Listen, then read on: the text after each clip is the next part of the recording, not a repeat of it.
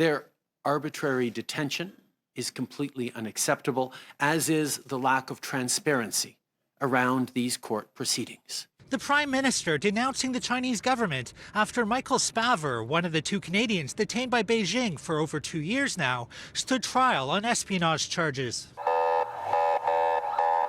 Spavor was whisked into a Chinese courtroom Friday morning. The court proceedings were held behind closed doors. Ottawa says Canadian consular officials were not allowed to attend.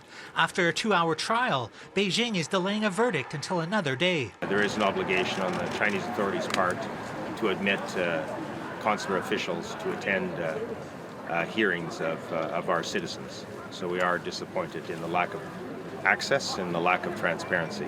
Other countries like the US, UK, and Germany, to name a few, showing their support at the courthouse, but the Chinese defending the closed-door trial.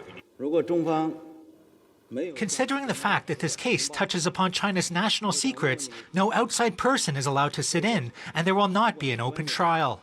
The Chinese government swinging back at Ottawa. In a statement, they said, on the one hand, the Canadian side claims that it upholds the rule of law, but on the other hand, it makes irresponsible remarks with regards to China's handling relevant cases in accordance with law. How hypocritical and arrogant. Spavor and Michael Kovrig were detained in 2018 on espionage charges shortly after Canada arrested Huawei executive Meng Wanzhou on an extradition request by the United States. The arrests sparking an international standoff between Canada, China, and the U.S. The standoff taking place as the Chinese and Americans meet in Alaska, hoping to repair the relationship between the two superpowers. I know that that summit is currently ongoing, but I am very confident that this is an issue that will be raised at that summit.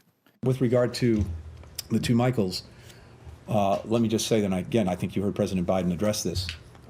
We stand in absolute solidarity with Canada in insisting on their immediate and unconditional release.